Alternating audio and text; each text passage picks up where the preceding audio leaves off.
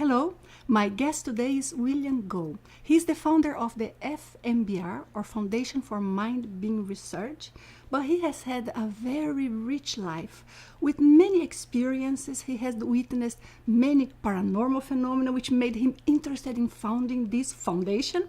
But he also had some relations and some knowledge to share with us as far as the politics of science and some of the environmental conditions that we face today. But he has been seeing a lot of this in the backstage and the research about it since decades ago, and he has so much to share with us. I'm very curious to hear what he has to say to us, and hanging there, we are going to find out together. He was shocked, and I was shocked. I knew science had to change. Did that scare you? Got scared. Yeah. That's the first time I was scared doing it. And so I get out here, and some strange things always are happening. Over these 38 years, things have changed.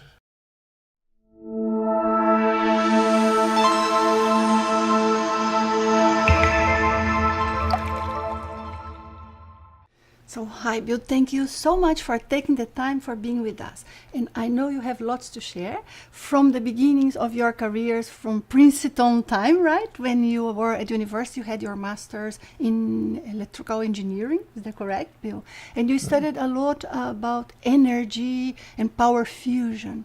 And there are some studies that you have done also in relation to these environmental crisis we are living. I know you have a lot to share with us about that, but then all of your career or experience brought you also to study about mind and how mind interact with physical objects. So starting from the beginning, can you tell us about the origin of your interest and maybe from the time there at Princeton? I'm not sure exactly what was going on. I mean, I'm just learning, getting married, yes, doing things, starting to raise children, all the things that you do normally. I'm now 88, and we've been married 61 years. Wow.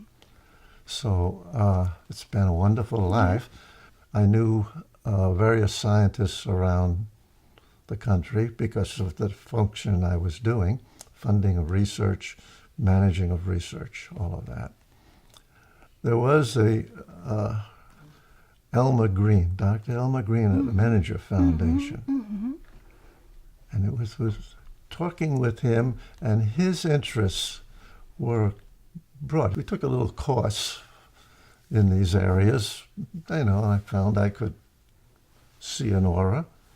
I didn't know it. I didn't believe it. You could at that time as well? After that. Okay.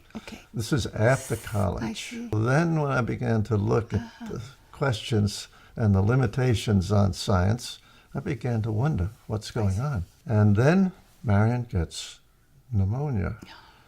Wow. I'm at the AEC. I see. I get a call that Marian was very, very sick. I came in and I never saw her look that sick before. I was really concerned.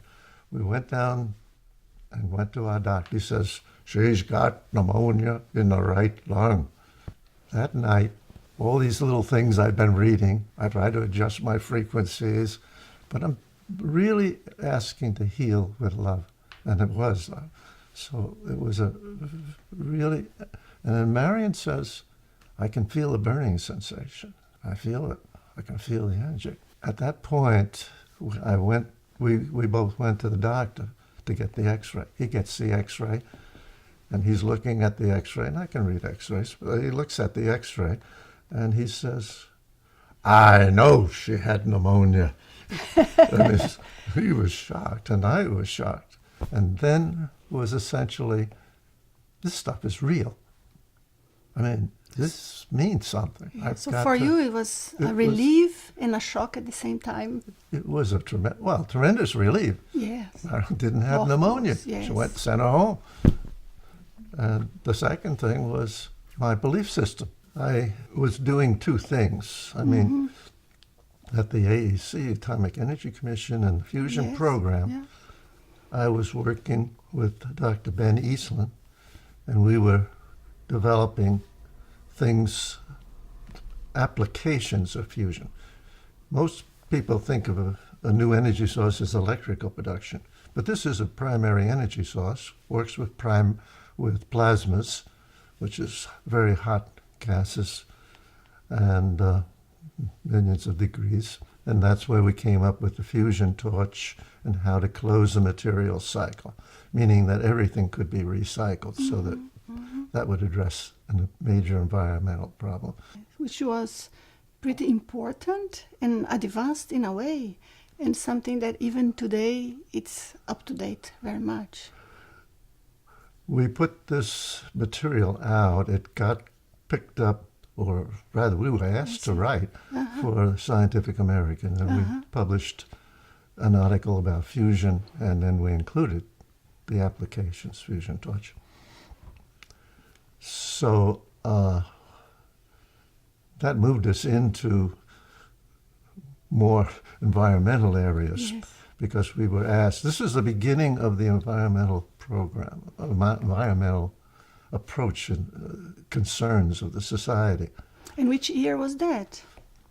That was in starting in the mid-'60s, and our writings that got published were more in this, I think it was 72 for the book, for the magazine, it was somewhere in there. Now, you had, after you had this experience of some sort of healing, you also have had other interesting experiences that I know of.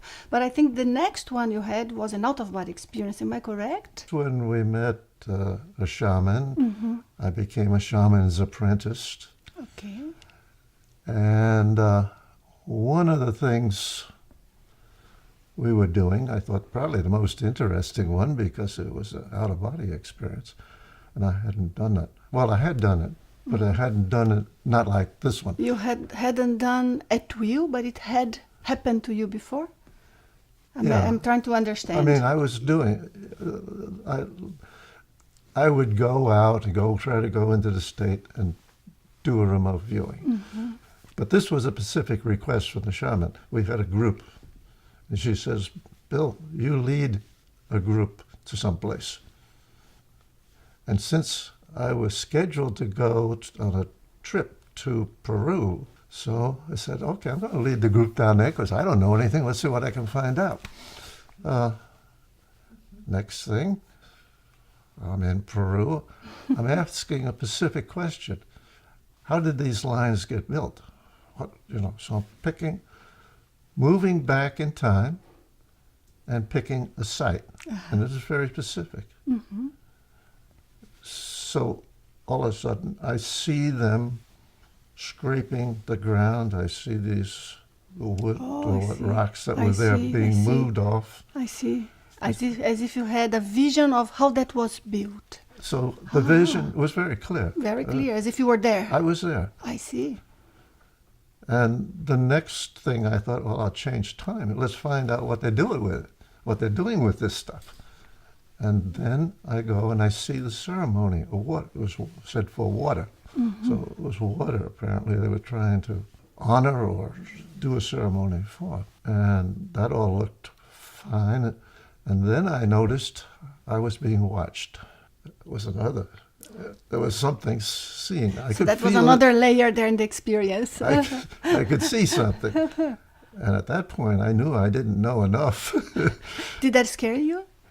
Yeah, it scared me. That's the first time I was scared doing it.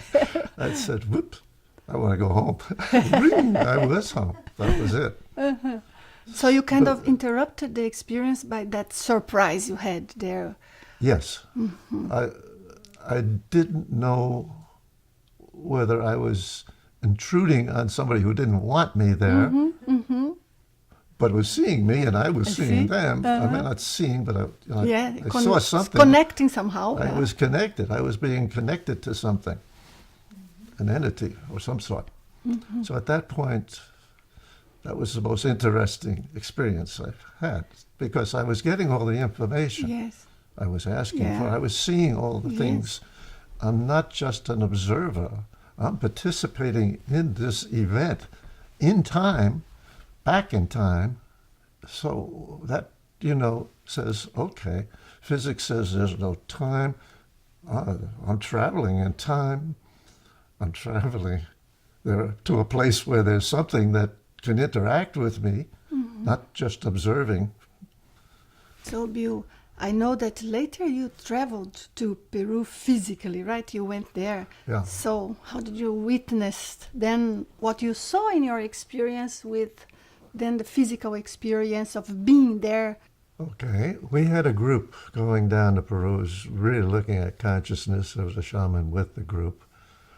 And one of the places we went to was the Nazca lines. Now I had an idea what was there. We took a little plane that went over the whole site so I could see the site. I now knew what Nazca lines were. Yes.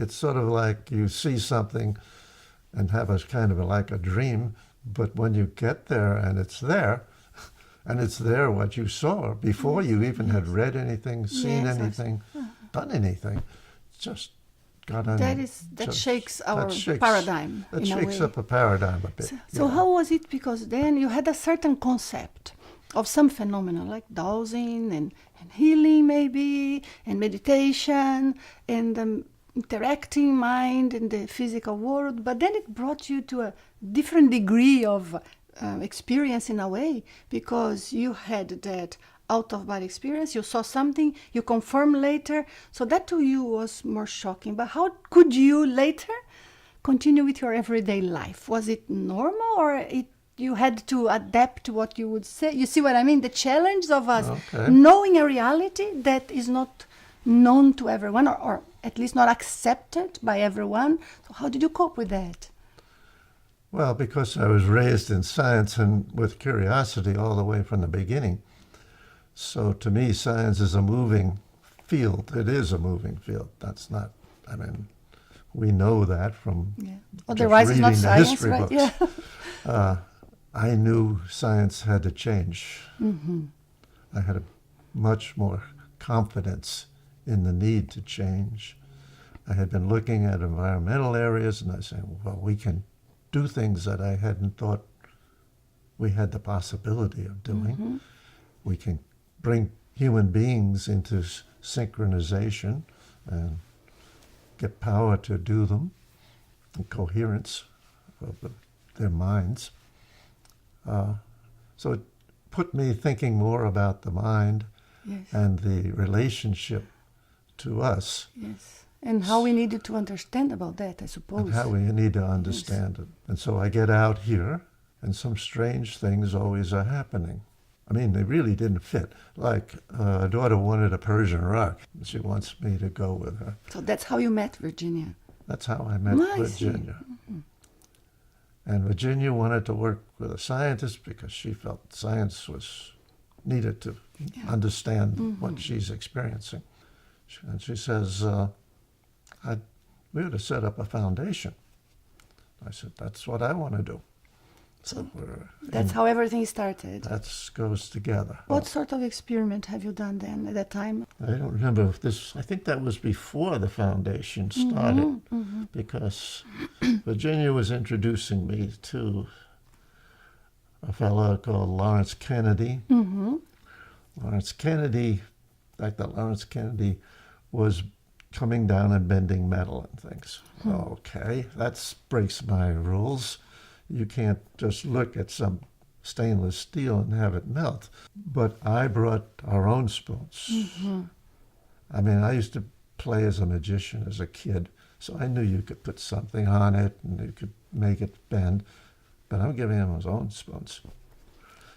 So you were a true scientist. I'm going to bring my own equipment, so I make sure that it's not messed up with. No, I know. Yeah. There was another thing that happened. He's showing pictures of his son, who was, 8 years old? Or 11? Somewhere's in there. And our son was there, and he was about the same age. I see. So he's holding one of these spoons. The pictures on the wall is... Showing the boy there. Lawrence showing his son bending the spoon. And the next thing I know, our son's spoon starts bending Oh, I see. in front of me. I said, oh, now let's see. Now Lawrence does, okay, and he could do it. He would just hold it, look at it, and it was my spoon. And he was bending, and my son was bending. Obviously, that was shaking up my belief system. Yes, even more, right? More. Another shake. Another shake. I got another shake. And the funny thing was, we went out, and I was getting in the car, and this guy, Lawrence, goes running at me, and he says, you've got to take my course. I want to teach you this. So that's where we went next. And eventually, we had the foundation. We held spoon-bending parties. Yes. We could bend rods and other things. I mean, it wasn't just the spoons. All of this meant that the mind could affect the material world. Yes. I think you also did some experiments similar to those that were done in the past in the seances, when there were some physical effects under control, like some table levitation, things like this, right? Can you tell us a little bit about this? Well, Virginia says, I met this fella at the I guess it was San Jose State, but Ron White. Okay. So we go to Virginia's house, and she said, we're going to do some table levitation. I said, okay. So you said, okay, now we go another step. Let's see what this is all about. So I'm doing this in full light. I'm taking her table and setting it up myself. Our son, well, he was sitting around first, and then Virginia and I, and this table starts going up in the air. Did you expect that? Of course, you had witnessed so much, but did you thought this is possible, or you were like, nah? I go into neutral. I know now enough that I could affect whether it went up or not. So how did it go, the session? He says, you have to know that nobody's raising their knee or pushing this table up. Yes. So you should rotate. And even that didn't quite convince me. We did it, and it still was doing that. And he seemed to, well, in my mind, I went into neutral and I said, I don't want to interfere and have this thing crash, but I'm going to push down. If there's a force, I want to push against the force. I see.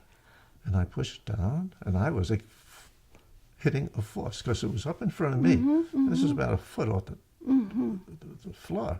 I said, the implications of that is that there must be not only the positive gravity, but there must be a negative gravity someplace in this universe. Yes. I mean, I don't know how to prove that, except I think some of the literature today is using some of it. Yes. Considering this kind of possibility in the modeling of the whole cosmos. Yes, so now we start touching so many things that we need to understand more, but we need open-mindedness to understand. On the other hand, how do we separate, like, people who had actual experience and were examining them like you were, always observing and checking the details to make sure everything was really spontaneously happening or there was no other forces there. So how can we identify those from maybe some people that will just see something physical happening and they just confuse it? So I think we need to separate it, but then we need to focus more on this. And I know you are trying to contribute to that in different ways. And if I understand correct, that's one of the goals of the foundation as well. Am I correct? Yes. Sometimes we have a topic and bring a group of scientists together. Back in the beginning, there was no place where scientists could go and talk about these areas because it was forbidden, more or less. It wasn't accepted. You couldn't even write a paper and get it published. But that's changing. Over these 38 years, things have changed. So if you see the development of the foundation per se, from the very beginning, the type of people that you would be able to bring to talk about this and how they would approach it, to now, do you see some difference? Because you said this is changing, as if the science per se and the world per se is getting more open to it. But in terms of the development of what people bring in to present in the FMBR, do you see that it's more or less the same throughout these 20, 30 years? Or it's been more of a shift that goes between closest to the physical, like parapsychology and remote viewing and things of this healing. But some of them are still there, but you're now extending more to the levels that go beyond in the mental to the higher level consciousness. Sometimes when we say we are studying something that is more like the interaction of mind or consciousness with the material world, or even if we are capable of influencing somebody, a person in any different ways, be that health-wise or in terms of their thoughts, there are some that feel maybe, but there are also some that would judge that as something completely irrational, not even worth addressing it. Yeah. So throughout all of these years, you have decades of experience with this. Have you faced any discrimination in a way because of you studying this area? Well, we're running a non-profit organization. Anybody's welcome to walk in. They can also walk out. I noticed that happening on spoon bending when it got too threatening, I guess. I noticed it on the researchers at Slack too. Some of them would talk to me, but then they wouldn't write anything or say anything that would They get do not into want the to leave a system document. or document anything. So I could talk to them about the research aspect and the equipment they're using to do a measurement here or something like that. But not about the conclusions that But you not would about make. the conclusions. Not about the... How much do we still have that, in your opinion? I think it's there. It's there a lot, right? A lot. I know that we have such a variety and very broad extent of different types of description that people give of experiences they have had. Just for lack of a different word, let's call them extraordinary or non-ordinary experiences. But very few people dedicated look at them. They just dismiss. But if we put all of that together and still bring all the data and manage to find common points, do you think science would look at it? I think science is looking at it now more than ever. But do you think we can say that science as a institution, in a way, would look at it, or few individuals of science? So what is the percentage? I know that it's very, I'm not trying to get a precise number from you. I'm trying to get what's your feeling of how this is developing or what point we have reached it at. So it's more what I'm trying to hear from you, from your experience, because you have had decades of experience in this. You have done research, you have presented, but also you have worked and maybe still do with people that are close-minded about this, and they have the right to be, is their way of seeing the reality, but dealing with all of that. So I want to know how you sense the change throughout time. Well, one thing, I think the base into which you're operating has grown. So the story that you can give for different levels of reality, for affecting it, for affecting the material world, for communicating across boundaries, Yes. that has all grown. It's So, I mean, it's all been there. Yes. Has But always been there, yes. Well, and just hoping that more and more individuals can have these experiences, because it seems to take almost experiences Yes. to change Yes. a solid base. I mean, science is a solid, pretty solid Sure. base, Yeah. but it's solid base within a set of belief systems. Sure. Do you think these experiences kind of reveal or show to us this multi-layered universe? It's a multi-layer universe. I mean, if the channeling is true, if some of the other things that have happened are true, Yeah. So. you're reversing the flow from starting with a bunch of smaller and smaller particles and building up to having a connectiveness Yes. and a oneness of the whole system. Now, once you get into doing that, you're reversing where we are in traditional science, because now you have a creation. You're working. More flow of information. You're manifesting with an interaction with a wholeness. And work like yours, I think, contribute a lot. That's And whereas without money, we're doing it in the beginning, people came because they had nobody else to talk to. Yeah. We were just providing a Maybe a base stage, where they yes, could, yeah. the stage upon which Yes. they could talk. I maybe I'm a little bit anxious, but I would love to see results coming sooner. And I am in Yes. this maybe for like 30 years. So, and I'm already, when are we going to get there? Imagine you. 50 years. Yeah. So I can get inspired on what you have done and how you are seeing positively all of this. I loved your ideas. That was great. Yeah, well, it's been a fun. I mean, to me, You have learned a lot, I've enjoyed. learned a lot. I appreciate so much you participating here. It was thank really, you. I really appreciate being great asked. and very nice talking to you. Hope we have other opportunities in the future. When you have something interesting, you tell me, then we come talk about that again. Okay. That is Very great. good. Thank you very much. It was a pleasure. Thank you.